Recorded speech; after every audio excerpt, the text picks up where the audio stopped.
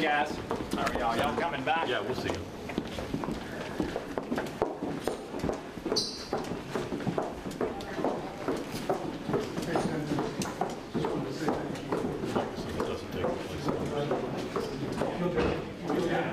Which is a good thing, because I did not. I told her why his thumb's still on. Well, I might just say something on the front end. First of all, people are talking about things like frustration and all of that. I can assure you none of that had anything to do with my decision. When I ran for the Senate back in 2006, I was a business guy who had served as a mayor as a civic endeavor. I mean, it wasn't really a political position from my perspective. And when I ran, I told people that I just couldn't imagine serving more than 2 terms.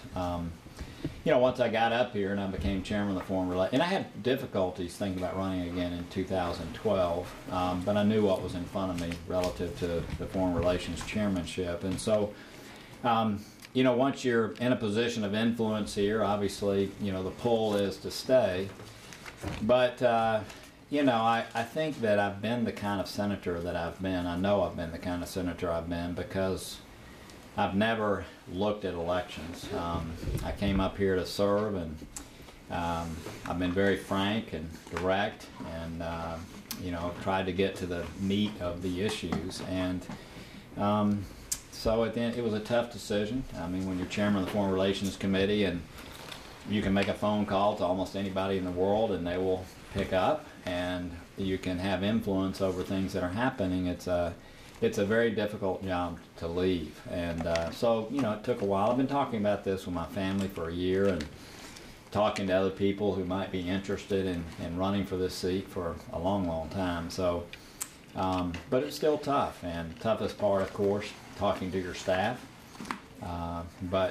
Look, I've got 15 months left here to do everything I possibly can to enhance our country, to pursue our national interest. I'm excited about that. And anybody, by the way, who complains about serving in these positions, sure, I'd love to get more done on the floor. Sure, I'd love to pass tax reform. Sure, I would have loved to have improved our health care system. And we still have time to work on those things. But seriously, every single morning, when I walk to the elevator in the building that I live, I'm thankful for the opportunity to do what I do. And all of us who have, especially in the Senate, the capacity to serve as a United States Senator and to weigh in on things that matter to people back home, but also around our country and around the world, what a privilege that is. And so I leave here I've seen senators in the past, leaving, complaining. You'll never see me do that. I mean, it's an incredible privilege. So with that, Mr. Senator, you said that the next 15 months will be the most important in your career. It could How be. come? I think it well could be. There's so many things that are happening over the next 15 months. We have something happening. We know something is going to happen in October relative to Iran, right? I'm working very, very closely with the administration, very, very closely with them on that occurrence. The tax reform issue is something that I'm going to be very, very, very involved in. I hope we're successful. It's probably far harder than health care reform. People think tax cuts are easy. That's not going to happen, okay? We're talking tax reform, and that's difficult. I mean, every industry, every company, every group has some special thing in the code that they like, and so when you start talking about broadening the base, it's hard. I mean, you're staring down people who have some special thing in the code that matters to them. So I hope we're successful there. I hope we're able to do the pro-growth reform that all of us have discussed. I'm going to be very central in that, very active. And then there's so many other foreign policy issues that we're going to be dealing with. In the summer of last year, you were said to be on the short list for a vice presidential nomination and considered for a cabinet post. Yeah. Seemed like you were committed to staying in government for a while. What changed between now and then? Well, actually, I've not said I won't serve in some other capacity. I'm not looking at anything right now, but I just, again, when I ran, I really looked at this as a citizen legislator model. That's exactly what Bill Frist did. He served for 2 terms and left, and he was a majority leader of the Senate. I mean, why would you leave? Well, because, I mean, he had the same model. He's actually coming by to see me a little bit later today. It's the fact that I think when you serve in the Senate, this isn't for everybody. There are other people that, you know, this is what they're going to do their entire lives. But for people like me, who've done other things in life and may do other things beyond this, I think the citizen legislator model is best. I mean, I hope that people have viewed me as being very independent. I hope. I have been. I hope people have viewed me as being very direct and trying to get it to the heart of things. And I think when you come in not thinking your goal is to be here your entire life, you conduct yourself in a little bit different way. So, look, if there's an opportunity for me to make a difference in some other way, I'm sure that I would look at it. Right now, again, I have absolutely nothing. Tennessee governor? You know, that field is, I mean, if that were something that I was going to attempt to pursue, then, you know, it would have been good to think about that a year ago. There's been a lot of people who've been working hard, and it doesn't seem to me that that's something to think about. But, you know, over the course of, over the course of the next 15 months, who knows what might happen. I do want to leave strong, and meaning that we have a lot to do, and I want to make sure that you know, the afterburners are on as we are leaving, and our staff, I know, is committed to that. And so I'm not really out here, if you will, beginning to think about what next steps are. I'm thinking about the things that we can get done over the next 15 months that will matter to people here and around the world. That being said, do you have a preferred successor, Representative Blackburn, Governor Haslam, Peyton Manning?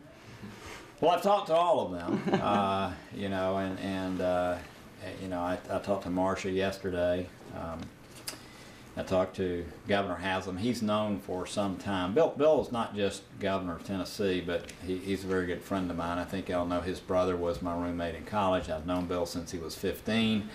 I think Bill would tell you that we took a long bike ride one day, 40 miles, and I'd just been elected mayor of Chattanooga, and you know, by the end of the race, he decided he had decided he's going to run for mayor of Knoxville. So we have a long history, and Bill has known for the last longer than a year that there was a great likelihood I would not seek re-election. So I've talked to Bill, I've talked to Marcia, I've talked to Peyton this morning. Exchanged text with him. What did he say? You know, Peyton, I tell my staff jokingly, I said, you know, this could turn out really good for you guys. You know, I don't think, Peyton is the kind of person I hope will be in public office someday or in public service in some way. I've had him, I introduced him, I think you know, for an award he received at the Lincoln Theater, and a well-deserved award. You know, I think you know, when we had 5 soldiers killed in Chattanooga, we put together a very something that helped raise a tremendous amount of money to help the families. Peyton Grove that. He's just a good person, and I do hope someday he will enter public service. I know that he is enjoying the private time he has right now with his kids. He's coaching his 6-year-old's football team, and I don't think he wants all of you guys calling him right now about this, okay? Just be honest, so please don't. But, you know, is it possible that you know, someday he runs for the Senate or something like that? I think it is. So it sounds possible? Like he said no thanks then? Is that what we're getting? I don't think he said anything yet. I think this is all, I don't think he ever, well, I know Bill Haslam and others who are looking at running. I know that they all knew I was serious about, you know, and I think they knew it was actually likely that I would not run. I don't think that, I think Peyton continued to think that was not reality, so this has been a shock. He and Bill were together last night at the residence in Nashville. There was an event there, and I know they were, Bill wasn't surprised, I think Peyton was. But look, is he going to run for this seat? I think the chances are low. Is there a chance down the road that he could be enticed to run for the United States Senate or something like that? I hope so. He's the kind of person that I hope will serve in the public, as I've mentioned. A very good friend, very good person. And, you know, he masters things. I mean, you don't know what he did as quarterback. I mean, he knew more about the other team than the team knew about themselves, and that's the way he would be in this particular position. But I think it's a low likelihood. Is it totally out of the question? I don't think it's totally out of the question. Who would you like to see come in as And he's going to be upset with me over this, okay? I'm just going to tell you. I got a text from you today. Please do not fan the flames. Okay, so but anyway. My question was, who would you like to see succeed you on foreign relations? Look, there's a pecking order that occurs. I get it. I will have no involvement in that whatsoever. You could endorse, though. No, I don't. No, you don't do that. I mean, the committee makes that decision, and outgoing people are not appreciated in sharing their thoughts. That usually it goes to the next person in line, and that would be Jim Risch.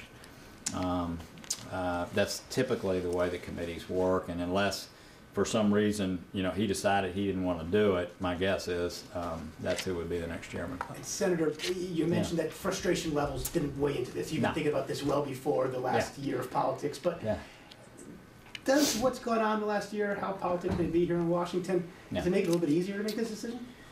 I know there's a narrative out there, and I generally like to help people with their narrative. But in this case, look, is it frustrating that we are not doing major bipartisan legislation on the Senate floor? No question. Is that the reason that I made this decision? No.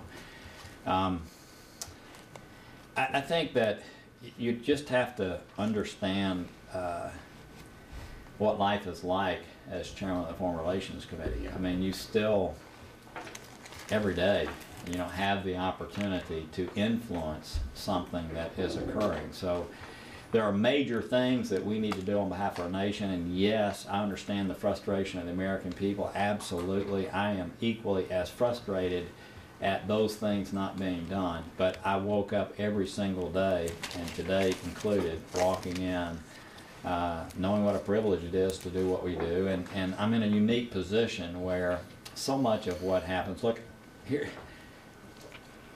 I'm a legislator here. I'm a lawmaker, and I don't like laws.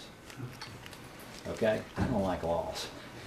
So, I was a business guy. Constant law passing was just, I'm sitting out in the business world, and I don't like that. I don't like it. So I'm not a guy who necessarily feels like he has to make a difference through having his name on legislation. On important pieces, yes, we drive them and we make them happen, and hopefully they have good effect.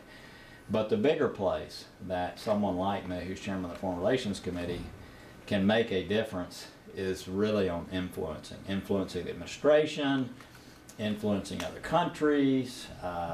There's so many levers that you can utilize in this position. So I don't in any way, the American people should be incredibly frustrated about Washington right now. They should be angry. We all are frustrated. That has absolutely nothing to do, though, because it's, again, such a privilege, in spite of the fact that not much is happening on the floor to do what I do. It really is. I mean, really. And was this decision made just in the last couple of days, or what has it really been? I know you said you've been thinking about it for a year. My family have been saints. I don't know how many times we've talked about this, and I did seek input from other people, but I really tried not to wear people out because it's a personal decision. I mean, there's 3 or 4 people, 5, about 6 that I probably have talked with. But you can end up being high maintenance, talking about it a great deal, and So I haven't really done a lot of outward discussion. Micah, she prepared for yesterday 3 times. Okay. There was something, I mean, there's never been a day when I woke up and said I was going to run.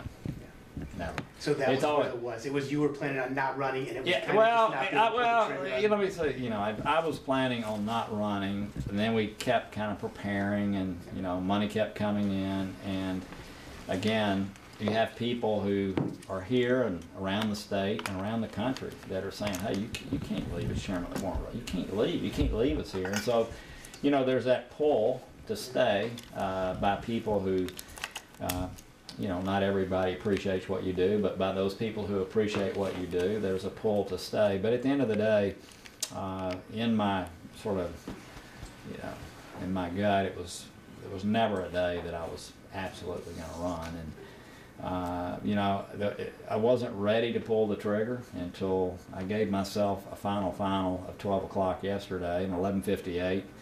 I went back to the balcony behind the Senate chambers. There's a place back there that none of you have ever been probably, but it looks out over the Capitol grounds. It's a place where when I've had a really tough vote, and you just want to meditate over, pray a little bit about what it is you're going to do, which is the right vote. We've had not many of those votes, but especially when I first got here with issues relative to Iraq and other kinds of things, there was some pretty heady votes, and that could have gone either way. And so I went out there yesterday at 11:15, and Mike and Todd were off campus for a little while, and 11:58,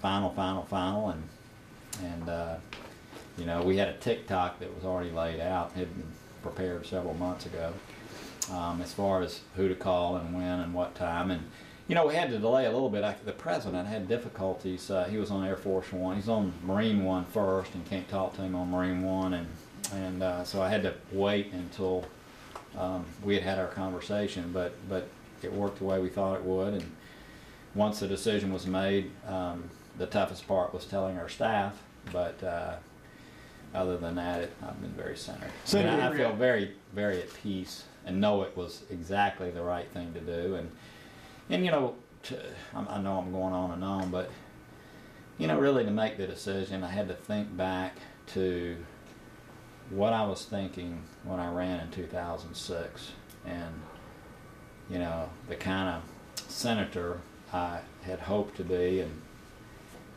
hopefully have been, and what is it that has allowed me to say things other people won't say and do things other people won't do, and to work with people on the other side of the aisle to try to make things happen. What is that? And it's been the fact that never ever have I thought about a re-election, ever. And it just felt like, to continue on with that thinking and to stay the 2 terms that I set out to stay was the right thing to do. Senator, now that you've made the decision and you've announced it, will you be even more candid, and what might be your assessment of President Well, now, can Trump? I be more candid, really? Can I get your latest assessment of the president, for example? I know y'all will be asking me for daily assessments now, but what do you think of him? so look, today's not the day for that kind of thing. I don't think people fully appreciate the kind of relationship that we have. I mean, you alluded to I got to know the president in June of last year. Happenstance. Then he talked to me about being vice president, and got to know him very well, and I knew it wasn't the right thing for me, and therefore not for him. And then the Secretary of State thing happened. Spent a lot of time there, and I've gotten to know Ivanka and Jared and others very well. I've been in and out of the White House a zillion times, okay? And, the president, I don't say this to brag, but he truly just calls me sometimes to commiserate. I mean, just, at night, he gets 4 or 5 hours sleep a night, period, and so he's got this nervous energy, and, he is a ubiquitous phone caller, okay? And so, I was leaving a workout with my wife last Thursday night, and, as president, just wanting to commiserate about health care. So, you know, we have a unique relationship. I've been very direct, and he's been very direct. But and much of what I've said that you might consider constructive criticism, much of what I've said privately. You know, we've had dinner together to talk about those kind of things. So, you know, I say what I say and I do what I do not to get a pound of flesh. I say what I say and do what I do to try to alter the way things are going. And I mean, look, I came up here to make good things happen for our country. I've never woken up a single day, whether it was President Obama, President Bush, President Trump, never woken up a single day saying, you know, I want to stick a stick in their eye or something. Never, never. I mean, it's always, hey, we may disagree on this, but how can we make something good come out of this situation? And that's what it's going to be for the next 15 months. Do I feel a little freer? I really don't, because I've kind of always known I probably wouldn't run. So One more question. Some people might, Yeah. you know, it seems like you've kind of always been trying to push the president in Yeah. a more positive direction, or direction that you see more fit. Some might look at this as saying that you're fed up and you don't want to do that anymore, and you want to be able to say what you really feel. well, I mean, could I have been more? I don't think that's the case. Okay, no, I'm not fed up. No, for anybody. I know that I saw some of the morning programs today, and I know the narrative is that people are leaving out of frustration. I just, again, there may be people leaving out of frustration, and again, am I frustrated that we aren't getting more done? Yes. Is that why I'm leaving? Absolutely not. I'm leaving because I felt like that the citizen legislator model, I knew that's the model that I came up here with, and I just felt like that was the model that I should leave with. And you know, while the pull was to stay, when you get in these positions, pretty enviable place to be chairman of the Foreign Relations Committee. The pull is to stay. When I really, you know, continued to examine my roots and, you know, who I am as a person and the kind of public service I want to be known for having been involved in, it just was a no-brainer. And that's why it's been, you know, typically one would have, quote, seller's remorse in making a decision like this and wake up the next day and say, you know, I can't believe I did this. I just have none of that. Can we have your message for the people of Tennessee? In Alabama last night? You know, I'm not much of a, you guys see me in the hallways a lot, I'm not much of a political analyst kind of guy. But you urged the president to go help in that, didn't you? Well, I heard the president had, I did. I did because I knew he wanted Luther to win, and he had already endorsed Luther, but you know, he had made the decision Luther was his candidate, and all I was saying was, you know, if Luther's your man and you wanted to win, you kind of need to go down to Alabama. And you know, I put him on the phone with somebody who knew. This is pretty interesting about the president. I gave the president somebody's cell phone number that could tell him exactly how things were on the ground. And before I got to my car, walking out of the White House, he had already called the guy. So, I mean, you know, I kind of like that. Okay, I really do. And but yes, I encouraged him to go, saying, look, if you really want Luther to win, you're going to have to go down there. And Pence probably, you know, Pence decided he needed to do the same. But as far as the outcome goes, I don't know the candidate who won. Each state decides who's going to be their senator. Whoever ends up being elected out of Alabama is going to have an election certificate just like I do. And you know, I you know, look forward to meeting that person. And you know, I'll be serving the Senate with them. It'll sound for at least a year anyway. Senator, can we have a Last message for the question. people of Tennessee? Our stations there will be watching you.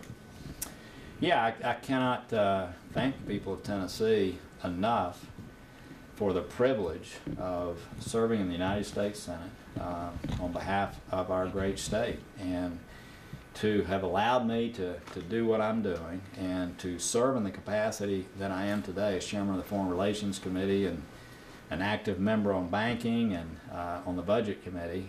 This is the greatest privilege of my life. And you know, I just walked out before y'all came in and met with constituents from Tennessee, and you know, I will miss greatly my involvement with people of all walks of life from across our state, and meeting and talking with them. I'm going to miss our staff. I'm going to miss the responsibilities that I have here, but this is exactly the right thing to do, and somebody else is going to come along and you know, I'm sure do as good or better job, and that's the way this should work. There should be turnover. We shouldn't have people camping for life in these positions. I mean, I think it's good for the system. So I just want to thank them, and I'll do it many times before I leave, but I want to thank the citizens of our state who have allowed me this tremendous privilege, given me this responsibility, and allowed me to make a difference in a real way, not just here at home, but you know, in other places around the world. What difference do you want to be remembered for so far? Oh, if you don't mind, since it's 15 months out, I don't want to be, I've never, you know, I've never taken notes. I've never had any designs on writing a book, you know, I've been too busy. There's a lot of funny experiences that I wish I had documented, and a lot of historic experiences that I had. I know there's some senators here, every meeting you go to, they're taking notes about every meeting, and apparently they are writing a book and maybe thinking about a legacy. I just haven't thought about my legacy. Maybe I'll think more fully about that. Hopefully, so I don't even want to, 15 months out, I don't want to respond, but in 12 months, ask me that question, okay? Right. Thank you all Thank you, so guys. much. Thank you so much. I screwed y'all up, I know.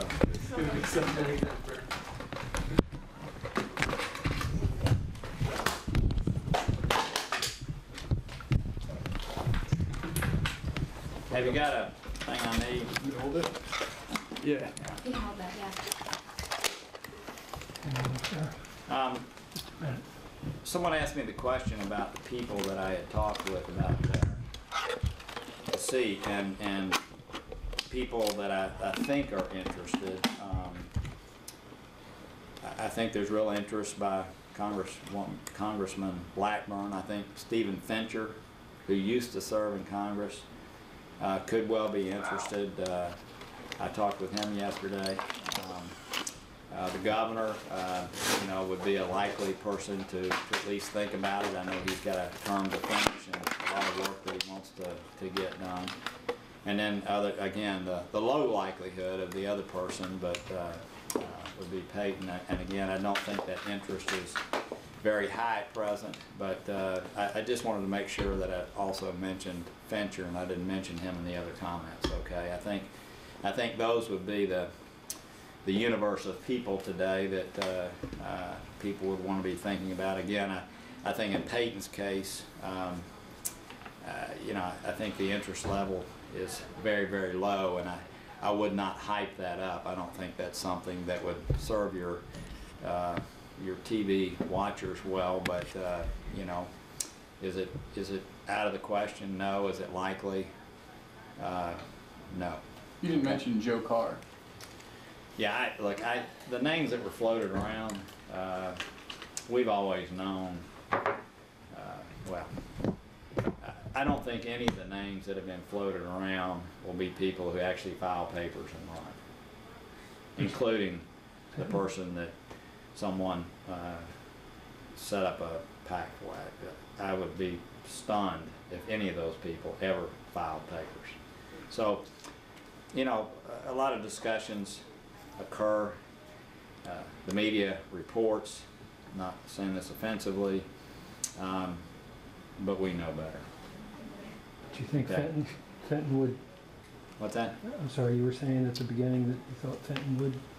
Stephen Fincher, who used to serve in Congress, I think he's someone who legitimately would have interest, along with Congresswoman Blackburn and potentially the governor, although again, I think he is real focused on finishing his aggressive, great agenda for our state.